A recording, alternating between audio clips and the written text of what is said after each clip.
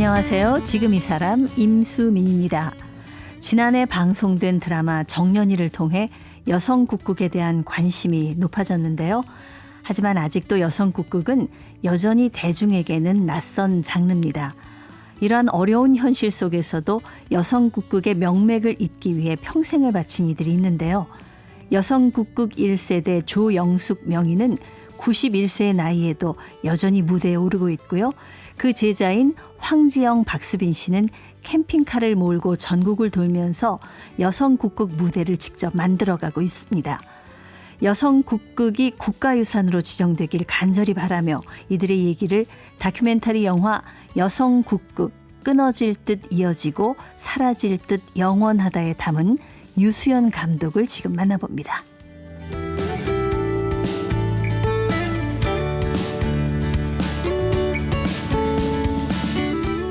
네, 여성 국극인의 이야기를 담은 다큐멘터리 영화를 제작한 유수연 감독님 모셨습니다. 안녕하세요. 안녕하세요. 네, 영화가 개봉했네요. 여성 국극 끊어질 듯 이어지고 사라질 듯 영원하다. 네. 여기 어떤 여성 국극에 대한 얘기가 다 들어있는 것 같습니다. 네. 제목이 좀 길긴 한데 네. 왜 이렇게까지 길게 했는지는 영화를 보시면 이해가 가실 것 같아요. 네. 영화로는 몇 번째 작품이시죠? 장편 영화로는 두 번째 영화입니다. 네. 그렇군요. 네. 여성 국극 이야기를 다룬 드라마 정년이 때문에 사실 여성 국극이 좀 재조명 받고 있잖아요. 그래서 뭐 공연도 좀 있는 것 같고. 요즘 분위기는 어떻습니까? 좀 많이 달라졌다는 걸 느끼십니까? 네, 아무래도 제가 처음 이제 여성국극을 알게 된 2020년이나 처음 촬영을 했던 2023년과 달리 얼마 되지 않았지만 정년이 드라마의 또 성공 덕분에 여성국극 아시죠? 여성국극을 대부분 모르시니까 이제 여성국극이 무엇인가를 설명하는데 상당한 시간을 썼다면 지금은 정년이 아시죠? 이렇게 하면 되니까 거기서 상당히 많은 시간이 세이브가 돼서 좋아요. 그러니까 여성국극에 대한 좀 향수를 가지신 분이면 최소한 60대 이상 정도 되시는 분들인 것 같아요. 60대 분들은 아마 천막에서 시장의 천막에서 아마 보셨을 거고요. 네. 70대 분들은 이제 소극장에서 보셨을 거고 80대 분들이 아마 대극장에서 보셨을 거예요. 네. 지금 80대 분들 젊은 시절이 여성 국극의 어떻게 보면 전성기였군요. 네, 맞아요. 네. 이번 영화가 여성 국극인 1세대부터 3세대가 합동 공연하는 구성이라고 들었습니다. 네. 어떤 내용을 담았는지요? 네. 제가 처음에 조영숙 선생님이라는 1952년에 여성국극으로 데뷔하신 지금 92세 선생님을 만나 뵙게 돼서 이분의 개인사가 여성국극 사다라는 것을 알게 되고 선생님에게 촬영을 영화를 만들고 싶습니다라고 말을 했고 선생님은 너무 흔쾌히 허락을 하셨어요. 네. 근데 선생님이 일단 조금 거동이 그렇게 원활하지 않다 보니까 두 수제자가 옆에서 항상 같이 있었어요. 90세가 넘으셨으니까. 네. 그러시죠. 예. 그 두 분이 항상 선생님을 너무너무 사랑으로 돌보는 모습을 보고 항상 같이 있다 보니까 선생님의 과거나 지금까지 어떻게 이어져 내려왔는지 도 중요하지만 현재 지금 이분들이 이 세 분들이 어떻게 하고 있는지 얘기가 조금 더 현재 관객들의 니즈에 맞지 않을까. 그래서 두 분의 이야기를 많이 넣게 되고 더 많이 촬영을 하게 된 케이스고요. 네. 그리고 이 3세대 친구들이 다큐 영화 제작팀이 같이 하니까 선생님들을 일일이 찾아다니고 한번 같이 모이자 했던 게 동기부여가 더 많이 됐던 것도 있었어요. 그래서 1세대, 2세대, 3세대가 서로 친했었지만 이제는 조금 소원해진 관계도 있고 같이 하고 싶지 않다는 분도 계셨고 뭐 여러 가지 갈등이 있었지만 일단 영화로 남긴다라는 말씀에 다 같이 흔쾌히 그럼 한번 해보자 이렇게 돼서 정말 처음이자 이제 마지막이겠죠. 왜냐하면 92세, 95세 선생님들께서 이렇게 함께 하시는 게 어렵겠지만 그 기록의 가치에 대해서 다 인정을 해 주셨어요.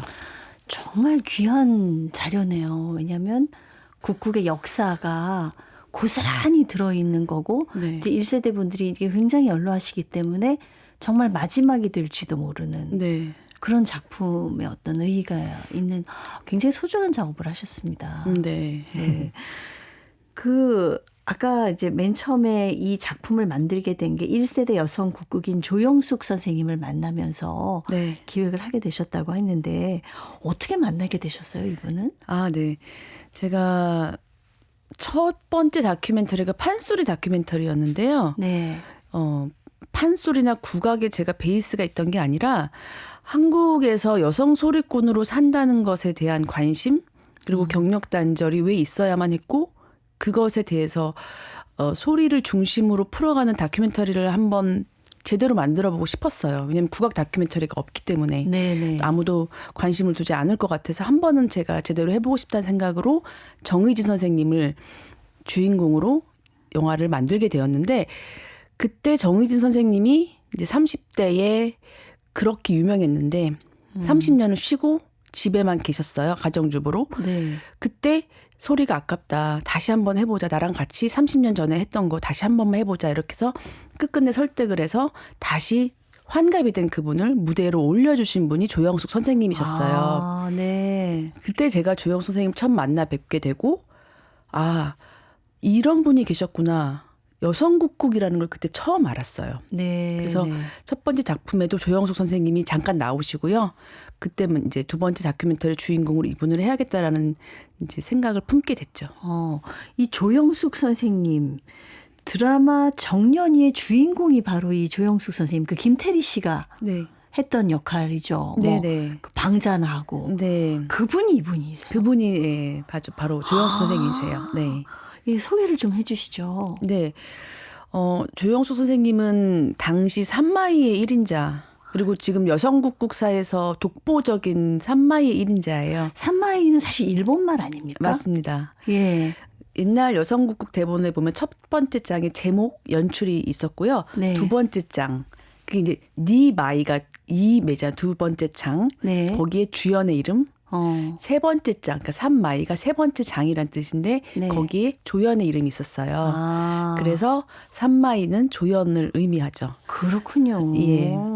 이제 방자로 그 당시 1950년대 이름을 떨치셨고요. 그 뒤로도 지금까지 방자의 1인자다라고 모든 사람들이 칭송하는 분이시죠. 아, 그렇군요. 네. 그 방자 역할이 되게 맛깔지고 그 양념 같은 감초 같은 그런 거잖아요. 네네. 네. 여성국극은 남성 혼합 창극이랑 달리 방자와 향단이 역할이 굉장히 두드러져요. 네. 그래서 여성국극의 매력이라고 한다면 함께하는 것이 있는데, 그게 보통 주인공에만 포커싱을 맞추는 게 아니라 방자가 이 두 사람 연결하고 향단이가 또 연결하고 하면서 막상 그 씬에서는 방자나 향단이 대사가 더 많아요.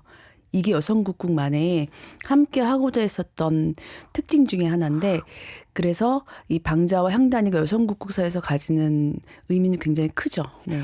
여성 국극에 있어서 되게 의미 있는 분을 그러니까 주인공으로 네. 영화 주인공으로 지금 섭외를 하게 되신 건데, 그 이제 네. 제자로 이제 항상 같이 하시던 우리 3세대 그 분들은 어떻게 여성 국극을 또 하게 되신 겁니까? 아, 네. 3세대 여성국극인 박수빈 씨 같은 경우는 판소리는 스스로 원해서 배우기 시작을 했고요. 네. 그러다가 알바를 하게 됐는데 그 알바가 여성국극에서 군조를 하게 됐어요. 그래서 14살에 처음으로 여성국극 무대에 섰고, 그때 1세대 선생님들의 연기를 직접 지켜봤죠. 네, 네. 그리고 하고 싶다는 생각을 지금까지 하고 계신 거고, 황지영 씨 같은 경우는 8살에 초등학교 1학년 때 방과후 교실에서 민요를 배웠는데, 네. 그때 민요 선생님이 조영숙 선생님이셨어요. 아. 그래서 판소리를 배웠는데 민요도 배우고 여성국극 노래도 배우고, 그렇게 선생님과 함께 지금까지 네. 모든 무대를 같이 함께 하시죠. 초등학교 때 방과후 교실에서 만났던 선생님을 지금까지 모시고 있는 거예요. 네, 네. 스승으로서 모시고. 이거는 사실 국악계에서도 흔치 않은 일이에요. 그러니까요. 네. 이분들의 무대가 어디서 이렇게 꾸며지는 겁니까? 지금은 사실 여성 국국 상설 극장 같은 게 없어요. 대극장도 예. 자리를 채우기가 어렵고 소극장 중심으로 많이 하셨고 대극장을 항상 원하셨죠. 그래서 지금 영화 속에 나오는 대극장 650석 정도의 대극장이 큰 극장은 아니지만 이분들이 하셨던 것 중에는 그래도 굉장히 컸던 무대였습니다. 거의 뭐 캠핑카 타고 다니면서 이동하면서 무대를 만들기도 하신다고요? 네네. 국악인들에 대해서 대기실조차 없는 경우도 많고요. 네. 옷을 갈아입을 장소나 또는 숙박할 수 있는 장소 이런 게 다 보장이 되지 않고 그렇기 때문에 이 두 분들은 어딘가로 이동해야 될 때, 옷을 갈아입어야 될 때 등 이런 모든 것들이 장소가 제공이 되지가 않아요. 조영숙 선생님 같은 경우도 문화재, 인간문화재이심에도 불구하고 대기실이 없어서 뭐 쭈꾸미 집의 한 구석에서 옷을 갈아입으시고 아직도 그러시거든요. 예. 그래서 이분들이 캠핑카는 그들의 뭐 분장실이기도 하고 대기실이기도 하고 또 자는 곳이기도 하고 연습하는 곳이기도 하고 그 삶의 모든 공간이죠. 이게 상설 무대가 없이 이렇게 다니면서 이동을 하면서 공연을 한다는 거는 이건 보통 어려움이 크지 않을까. 매우 크고요. 네. 이 여성국을 한번 행사처럼 일회성으로라도 올릴 수만 있다면 그 어디라도 가시는데 그 잠깐의 그 뭐 15분, 20분, 30분을 올리기 위해서 하고 싶지 않은 100가지 일을 해야만 하고 또 근데 기꺼이 그거를 하시면서 그래도 여성국국의 맥을 끊어지지 않게끔 우리 누군가는 하고 있다는 거에 대한 자부심을 네. 갖고 계세요. 그 우리나라 여성국국의 현실은 지금 잠깐 반짝 관심을 얻었습니다만 굉장히 척박한 것 같은데 일본 같은 경우에는 좀 사정이 많이 다른 것 같아요. 네. 일본의 다카라즈카나 중국의 월극이나 동아시아에서 1920년대, 30년대 여성국국이 동시다발적으로 일어났고요. 네. 우리나라를 제외한 모든 국가에서는 문화재로 지정이 돼서 항시 많은 사람들이 관람하는 그런 하나의 장르로 인정받고 있어요. 예. 다카라즈카 같은 경우 영화에서 나오다시피 평일 11시 공연도 2,000석이 다 매진이 되고요. 도쿄의 다카라즈카는 뭐 6개월 전에 예매를 해야지 될 정도고 국가적인 상품이기도 하죠. 네, 이 영화를 위해서 일본도 취재를 하셨습니까? 네네. 일본의 현실이랑 확실하게 대비가 되겠네요. 네네. 그래서 네. 이 두 친구들에게 다카라즈카를 본 적이 있냐고 했을 때 없다고 해서 그럼 우리 한번 보러 가자. 이 두 친구라는 거는 그 제자들, 네, 3세대 친구들. 제자분들. 네. 예. 그래서 보러 갈 때만 해도 우리가 그렇게까지 참담하게 졌다라는 기분을 느낄 거라고 생각하지 못했어요. 네. 근데 이제 막상 보고 너무 참담하게 참 느낌이 말로 형용할 수 없는 느낌을 다 같이 받았어요. 네. 왜냐하면 우리는 우리 걸 너무 사랑하니까. 근데 그 장면이 그 얼굴이 고스란히 영화에 나왔고 그게 그 많은 사람들에게 참 깊은 어떤 울림을 줬나 봐요. 네. 많은 분들이 그 장면을 말씀을 많이 하시더라고요. 왜 일본은 아직도 저렇게 사랑을 받는데 우리나라 여성국국은 쇠퇴했을까요? 네. 제가 수궁부터 시작을 해서 지금까지 국악 영화 2개를 찍어오면서 가장 많이 공부했던 부분들이 어떻게 일제 강점기 동안 일제는 전통 문화인 판소리를 말살하고자 했는가, 어떻게 했는가에 대한 부분들을 많이 보면서 참 참담했던 건 남자 소리꾼들에게는 뭐 마약을 하거나 아니면 전쟁터로 끌려가게끔 하고 네. 여자 소리꾼도 역시 마약 중독자로 몰아가거나 이제 화초기생처럼 예인이지만 네. 원래 예인이고 관계였던 분들을 정말 술이나 따르는 기생으로 이렇게 전락시키고 그런 사진들을 매일매일 일면 신문 1면에 냈어요. 폄하시켰군요. 네. 예. 완벽하게 저의 어떤 프레임을 만들었고요. 그래서 전통 예인들이 어느 순간 가장 밑바닥으로 나락을 쳐야만 했을 때 그거에 뒤이어 이제 미소군정기가 되잖아요. 그때 네. 미소군정기 때는 여자들이 드디어 우리도 그냥 우리끼리 한 번만 해보자. 우리 더 이상 잃을 것도 없고 갈 데도 없다. 남자들 너무한다 하면서 한 번만 똘똘 뭉쳐보자. 우리끼리 한번 해보자 하면서 올린 게 여성국국이었는데 그게 완벽하게 흥행을 한 거죠. 네. 그러면서 경제적 성취도 이루고 대한민국 10년을 지배했잖아요. 네. 근데 이제 다시 사회가 다시 60년대 되면서 다시 보수화가 되면서 나라에서는 이런 여성국국을 하는 이 여성들이 그냥 집에 돌아갔으면 하는 바람이 다시 생긴 거예요. 네. 그러면서 정책적으로 정부에서 제도적으로 다 같이 그 기록들을 다시 거세하기 시작했고 대한민국에서의 음악이란 서양 음악을 공부해야 하고 네. 이게 서양 음악이고 국악은 어른들이나 듣는 걸로 많이 이렇게 변형시켰고 우리는 그렇게 소리와 소리 없이 멀어졌죠. 그렇군요. 그렇게 해서 굉장히 가슴 아프게도 여성국극이 쇠퇴할 수밖에 없었는데 요즘은 이제 조금 인식들이 바뀌어 가고 있는 것 같습니다. 아직까지도 어떤 국가적인 지원 같은 거 이런 것들이 일절 없나요? 네, 국가적인 지원은 전혀 없는 상태고요. 네. 네, 3세대 여성국국인 박수빈 황지영 씨가 만든 여성국국 제작소가 안산문화예술의 전당, 그러니까 안산문화재단의 상주단체가 된 것이 이 대한민국에서는 그래도 제도권 내에 들어간 최초의 사례고요. 아. 네. 그 외에는 전혀 지금 지원이 되지 않고 있고 문화재라는 것을 전통이라는 것을 100년이 넘어야 된다라고 네네. 법적으로 해놨기 때문에 100년이 되지 않은 여성국국은 여전히 많이 힘든 상태죠. 그렇군요. 네. 그나마 이제 처음으로 제도권 안에 안산문화재단에 이제 그 여성국극 제작소? 네. 근데 그게 들어간 거네요. 네. 어떤 혜택을 받습니까? 일단 그 당시에 제가 알기로 상주 단체가 되는 게 1250대 1이었어요. 와. 그 정도의 경쟁률이었는데 오. 안산문화재단에서 레전드 춘향전을 보시고 아 이건 우리가 지켜야 한다라고 하면서 이렇게 강하게 또 네. 밀어주셨고 이분들의 가능성을 봐주셨고 1년에 2편씩 공연을 올릴 수 있는 무대를 마련해 주시고 네. 연습할 수 있는 공간과 네트워크 또 예. 홍보 이런 것들에 대해서 지원을 해 주시고 있죠. 네. 제작비는 아직은 그렇게 많은 상태는 아니지만 그래도 둥지를 텄다는 거. 근데 그게 굉장히 의미가 있는 행보라고 생각합니다. 네, 이제 시작이군요. 이번에 유 감독님의 영화, 다큐멘터리 영화 여성국극 끊어질 듯 이어지고 사라질 듯 영원하다. 이 작품에 이제 여성국극의 1세대부터 3세대 분들이 한 작품에서 무대에서 작품을 하는 걸 우리가 이제 볼 수가 있는 거죠. 네네. 네. 어떻습니까? 우리 1세대 조영숙 선배님 연세가 92이라고 했는데, 제작된 거 보시고 뭐라고 얘기를 하시던가요?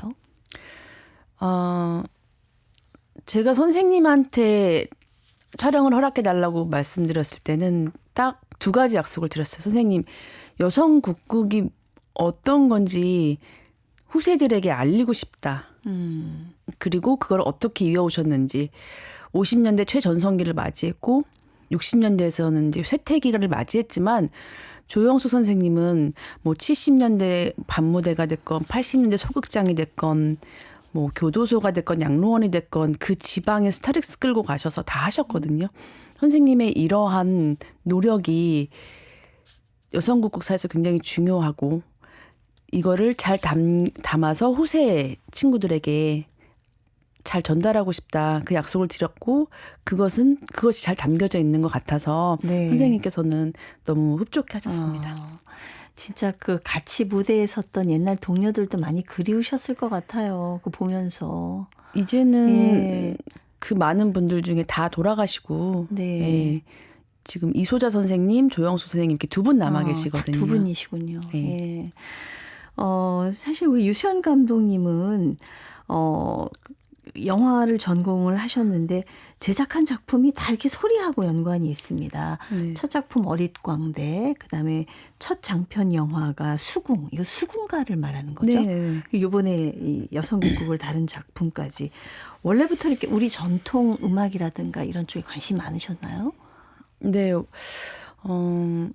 제가 조금 한국적인 것, 한국 사람, 특히 나이가 드신 여성 예인에 대한 관심이 되게 많은 것 같아요. 네네. 그래서 항상 그분들의 삶이 궁금했고 그분들의 삶에서 역사의 한 축을 보여주는 게 나의 할 일이라고 생각을 했고 내가 어쨌든 중년이기 때문에 이 젊은 MZ 세대들과 이분들과 가교 역할을 하는 게 저의 일이라고 생각을 했어요. 네, 그리고 네.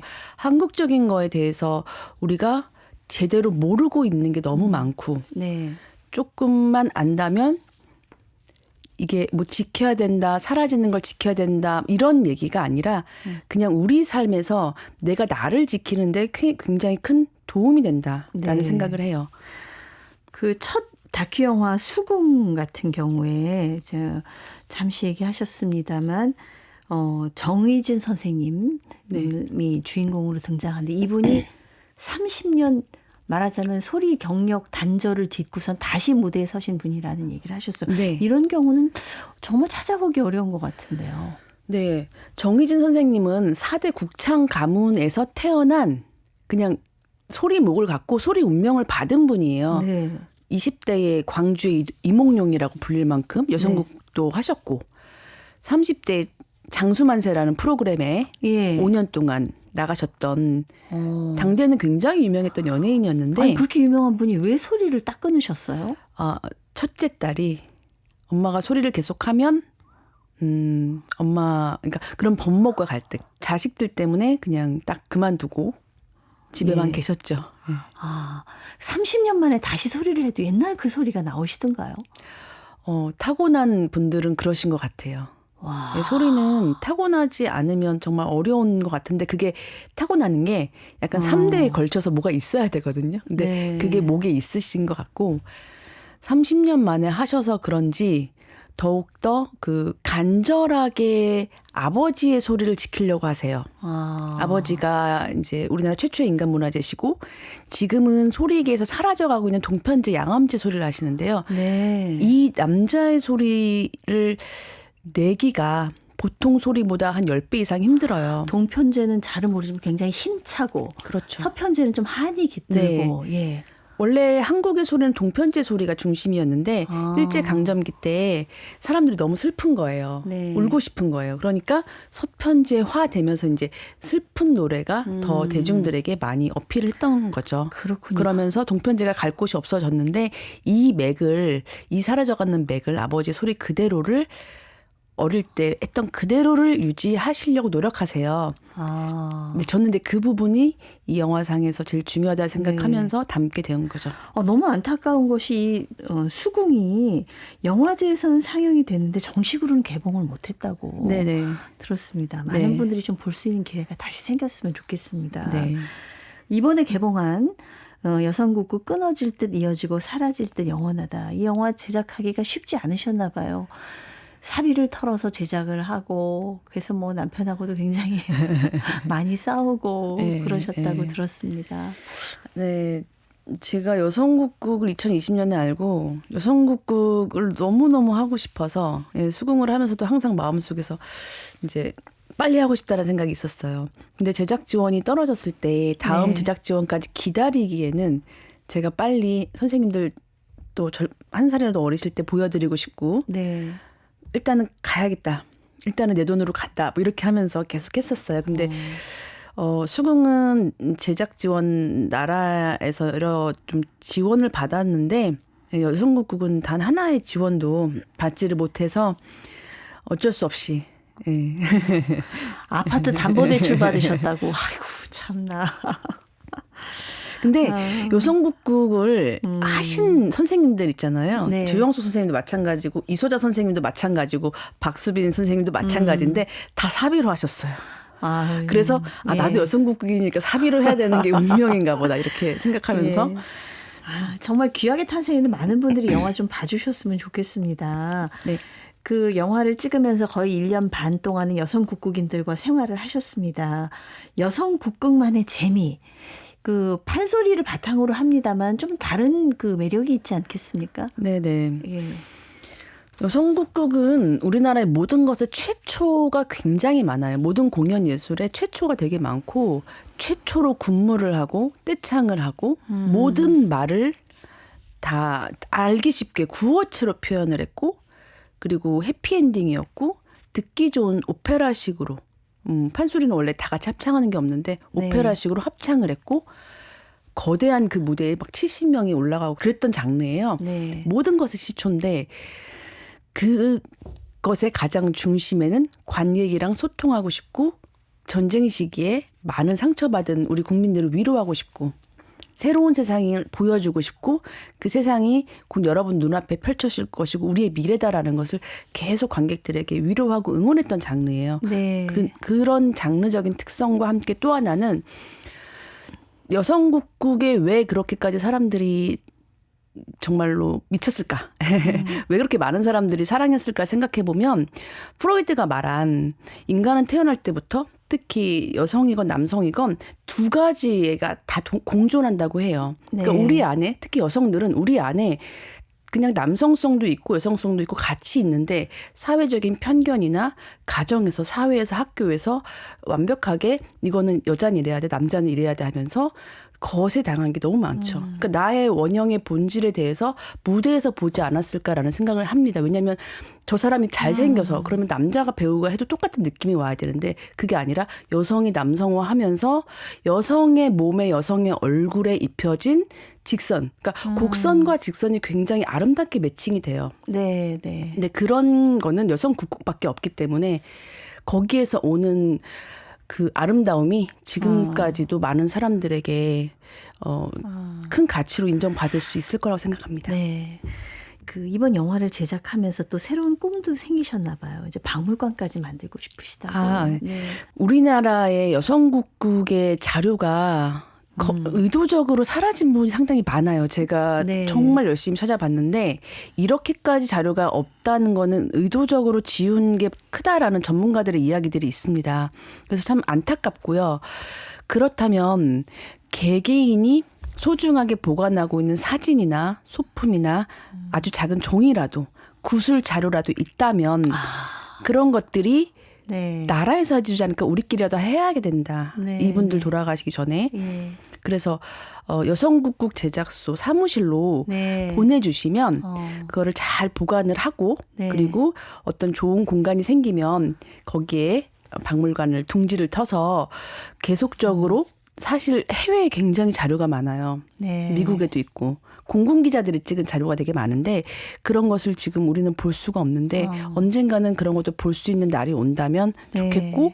그렇게 되기 위해서 지금부터 조금씩 해나가는 게 중요할 것 같습니다. 아, 정말 여성국국에 대한 역사를 우리가 한 자리에서 볼 수 있는 그런 날이 빨리 왔으면 좋겠습니다. 유세영 감독님 감사합니다. 네, 감사합니다. 영화 여성국국 끊어질 듯 이어지고 사라질 듯 영원하다의 유수연 감독이었습니다.